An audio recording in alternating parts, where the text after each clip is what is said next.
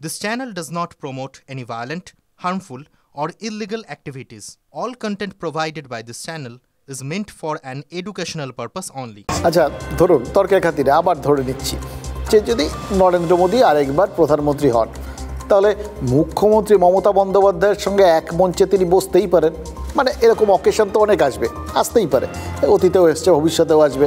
কারণ যুক্তরাষ্ট্রীয় কাঠামোয় কেন্দ্র আর রাজ্যের মধ্যে সুসম্পর্ক থাকবে, এটাই তো কাম্য। তবে যুক্তরাষ্ট্রীয় কাঠামো সেটা অনেক পরের ব্যাপার, জানেন তো। আপাতত দলের কাঠামো মেরামতে মন দিয়েছেন মমতা বন্দ্যোপাধ্যায়, সেটা কিন্তু খুব পরিষ্কার বুঝতে পারছি।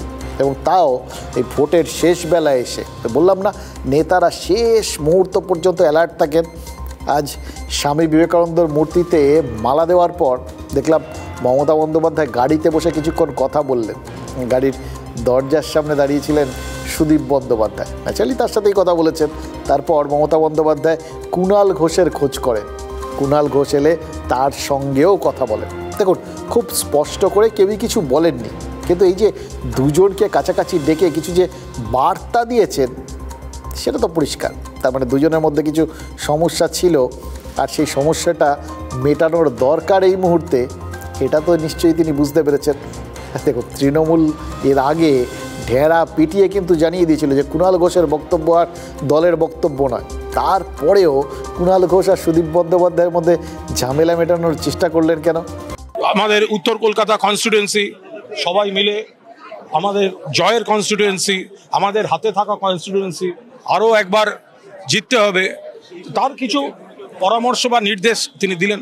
দিদি বললেন যত বেশি পারুন ভোটে জিতে আসবে। অবভিয়াস কথাগুলো, এগুলো ন্যাচারালি নেতারা তাই বলে থাকেন। এর বাইরে তার সাথে কী কথা হয়েছে, বিশেষ বার্তাটা কি, সেটা যে ওইভাবে সবাইকে দাঁড় করিয়ে বলবেন না, এটাই স্বাভাবিক। আমরা জানতেও চাই না, ওর জন্য আমরা নেতাদের মতো গেস ওয়ার্ক করে নেবো, কোনো চাপ নেই আর কি। দেখুন প্রধানমন্ত্রীর পথে যখন মুখ্যমন্ত্রী নামেন না, তখন ওই পথটাকে শুধু পথ মানে কংক্রিটের রাস্তা ভাবলে বিরাট ভুল হয়ে যায়। ওটার মধ্যে অনেক কিছু বার্তা লুকিয়ে থাকে।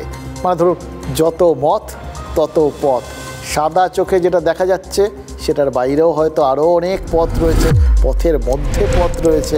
এমনিতে কী ভাবছেন, শ্যামবাজার থেকে সিমলা স্ট্রিট, নেতাজির মূর্তি থেকে স্বামীজির বাড়ি, এই পথে মঙ্গলবার র্যালি করেছিলেন প্রধানমন্ত্রী, আজ মুখ্যমন্ত্রী গেলেন। সাংবাদিকের চশমা পরে দেখলে দেখবেন আরও একটা পথও খুঁজে পেয়ে যাবেন। প্রধানমন্ত্রী দুই বিরোধী দলকে এক বন্ধনীতে বেঁধে ফেলেছিলেন, বলেছিলেন সিপিআইএম তৃণমূলকে মদত মানে সাহায্য করছে। মুখ্যমন্ত্রীও দুই বিরোধী দলকে এক বন্ধনীতে ফেললেন, তবে দুটো জায়গায় দুরকম পথে হেঁটে, বারুইপুর আর মেটিয়াপুর, দুটো জায়গাতেই এক বন্ধনীতে ফেললেন, কিন্তু দুরকমভাবে। আর তারপর আবার কালীঘাটে আরেক রকম আন্ডারস্ট্যান্ডিংয়ের কথা বললেন। মানে সম্ভাব্য সবকটা ইকুয়েশন এক একটা পথে গিয়ে শিখিয়ে রাখলেন বা আমাদের সামনে সাজেশন হিসেবে দিয়ে রাখলেন মুখ্যমন্ত্রী। ক্রস চেক করে নিন, অনেক জায়গায় এই জিনিস হয়েছে। দমদমে সিপিএম পার্টি ঠিক করেছে তাদের এমপি ভোটটা বিজেপিকে দেবে। এই যে অভিষেক, এটা শুনে রাখো, অ্যাসেম্বলির ভোটটা সিপিএম বিজেপিকে দেবে। শুনলেন কিছু? দমদমে আজকে শুনলাম বিজেপির ভোটটা, এমপি ভোটটা নাকি সিপিএম বাবুদের দেবেন, আর এমএলএর ভোটটা সিপিএম ওটা বিজেপিকে তুলে দেবে।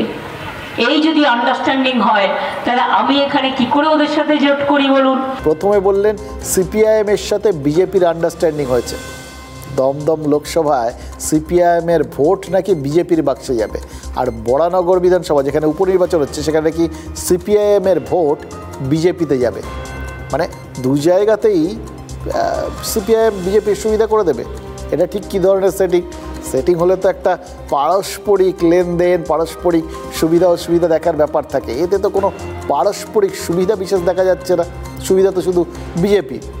সম্ভবত কালীঘাটের সভায় আমাদের এই বিভ্রান্তি কাটানোর চেষ্টা করেছেন মুখ্যমন্ত্রী। বলেছেন দমদমে বিজেপির ভোট সিপিআইএমের বাক্সে যাচ্ছে, আর বরানগরে সিপিআইএমের ভোট বিজেপিতে যাচ্ছে। এখানে আন্ডারস্ট্যান্ডিংটা তাও কিছুটা বোঝা গেল। আসলে লেনা এবং দেনা দুটোই একসঙ্গে আছে। যাই হোক, হঠাৎ এরকম আন্ডারস্ট্যান্ডিং নিয়ে জল্পনা কেন উস্কে দিলেন মুখ্যমন্ত্রী? আসলে মুখ্যমন্ত্রী কি চান জানেন? সিপিআইএমের ভোট সিপিআইএমের কাছেই থাকুক, আর বিজেপির ভোট বিজেপির কাছে থাকুক, তবেই শাসক দলের লাভ, মানে তৃণমূলের লাভ। শাসক দল মাত্রই চাইবে বিরোধী ভোটটা ভাগ হয়ে যাক। এক দলেরটা আরেক দলের কাছে যদি চলে যায়, তখন তো ওই ভোট একত্রিত হওয়ার বিষয়টা চলে আসে। ভোট যদি ভাগ না হয়, তাহলে তো শাসক দলের ক্ষতি। এই যে দমদমের কথা বলেন, তার কথাটাই ভেবে দেখুন। 2019 সালের ভোটে সৌগত রায় 53,000 মতো ভোটে জিতেছিলেন। এবার লোকসভা ভোটের নিরিখে ব্যবধানটা কিন্তু বিরাট কিছু নয়। এই অবস্থায় সিপিআইএমের ভোট যদি বিজেপিতে বা বিজেপির ভোট যদি সিপিআইএমে যায়, সৌগত রায়ের চাপ বাড়বে। মুখ্যমন্ত্রী কি দমদমে ওই ভবানীপুর 2.0-র মতো কিছু আশঙ্কা করেছেন?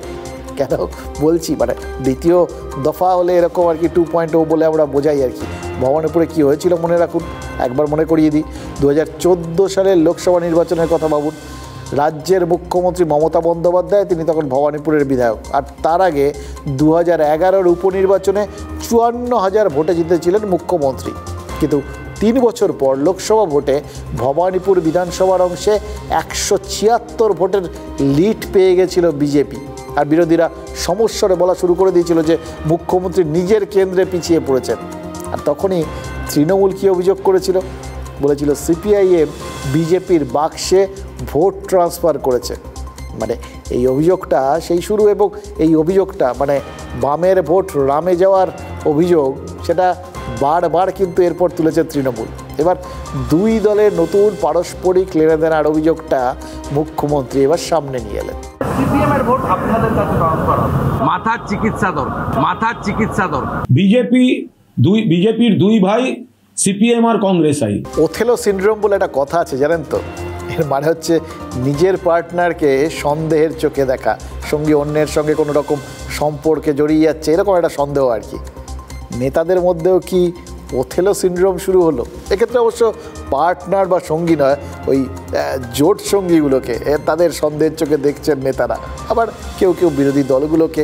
কিন্তু রাজনীতিতে তো সতীর্থ, তাই তাদের হয়তো সন্দেহের চোখে দেখছেন। আর প্রত্যেকেই তো কোনো না কোনো সময় কারুর না কারুর সঙ্গে রয়েছেন। এই জোটটা একটা অদ্ভুত বিশ্ব ভ্রাতৃত্বের মতো, একটা সর্বধর্ম সমন্বয়ের মতো একটা সর্বদল সমন্বয় তৈরি করে দেয়। কে যে কখন কার সঙ্গে আছেন, ফলে প্রত্যেকেই প্রত্যেকের সঙ্গী। এই ভিন্ন ধারার বিরোধীদের মধ্যে গাঁট ছড়া সন্দেহ, এটার মধ্যে ওথেলোর উদাহরণটা বারবার মনে হচ্ছে। এর মধ্যে একটা অন্যরকম সম্পর্ক আজ টের পেয়েছি জানেন তো, আজ পেয়েছি বলতে পারে। আগে দেখতাম, আগে এটা অনেকবার দেখেছি, আজ অনেক দিন বাদে দেখলাম বিরোধী দল নেতা শুভেন্দু অধিকারী তিনি ভাঙড়ে সভা করতে চেয়েছিলেন, অনুমতি পাননি। কিন্তু সাংবাদিক বৈঠক করেই ভাঙড় নিয়ে তাৎপর্যপূর্ণ কথা বলে দিলেন। কি বললেন? বললেন ভাঙড়ে আইএসএফ সিপিআইএমের সৃজন ভট্টাচার্যের থেকে বেশি ভোট পাবে। কেন বললেন? ওই ভোট কাটাকাটির অঙ্ক। এটা তো জানা কথা যে যাদবপুরে ভোটের ফল অনেকটাই ঠিক করে দেয় ভাঙড়। এবার সংখ্যালঘু এলাকায় ভোট যত ভাগ হবে, ওই যাদবপুরের বিজেপি প্রার্থীর ততই সুবিধে। আইএসএফ বামজোট হলে সমস্যা ছিল, সেটা হয়নি। ফলে সংখ্যালঘু ভোট নর্মাল কোর্সে তো 3টে ভাগে ভাগ হতে পারে, তৃণমূল, আইএসএফ এবং বাম। এবার শুভেন্দু আর আইএসএফ এর মধ্যে রাজনীতির দিক থেকে, চিন্তাভাবনার দিক থেকে দুটো একদম ভিন্ন ধারা, কিন্তু রাজনৈতিক প্রয়োজনে সেটা তো অন্যরকম ব্যাপার, অন্যরকম প্রয়োজনীয়তা। এবং সেক্ষেত্রে বিরোধী দল নেতার আইএসএফ প্রীতি সেটা নতুন নয়। একটা সময় শুভেন্দু বারবার বলতেন, কেন বললাম পুরনো দিনের কথা, এই কিছুদিন আগে পর্যন্ত শুভেন্দু বারবার বলতেন নওশাদ ভাই ডায়মন্ড হারবারে দাঁড়ালে বিজেপি অভিষেককে হারিয়ে দেবে। এবার শেষ পর্যন্ত নওশাদ দাঁড়াবো করেও দাঁড়াননি। আর ডায়মন্ড হারবার নিয়ে শুভেন্দুর সেই উচ্চকিত সুর, সেটাও কীরকম অদ্ভুতভাবে যেন একটু স্তিমিত হয়ে গেছে। এখন শুভেন্দু চাইছেন যে তার ডায়মন্ড মডেল, মানে সেই তখনকার ডায়মন্ড মডেল এখনকার ভাঙড়ে কাজে লাগুক। এই ডায়মন্ড মডেলটা কীরকম? আইএসএফ তারা ভাঙড়ের সংখ্যালঘু ভোটটা কাটবে, ব্যাস তাতে বামেরদেরও গেল, বামেরা নিজেদের ভোটটা যেটুকুনি পাওয়ার সেটাও তারা পাবে, মানে তারাও ঘুরিয়ে কোথাও গিয়ে তৃণমূলের সংখ্যালঘু ভোট কাটবে। এই দুদল মিলে যদি নিজের মতো করে তৃণমূলের ওই সংখ্যালঘু ভোট ব্যাংকে একবার থাবা বসাতে পারে, ব্যাস বিজেপির জন্য কেল্লাফতে। এখনও তো ভাঙড়ের বিধায়ক নওশাদ। সুতরাং আইএসএফের পকেটে যত ভোট তত পোয়াবারও বিজেপি। সৃজনশীল ভাবনা, যাই বলুন। আসলে যত রকম জটিলতাই থাক, সম্পর্কের যে কত সমীকরণ সেটাই রাজনৈতিক নেতাদের দেখানো আঙুলের দিকে না তাকালে কিছুতেই বুঝতে পারবেন না।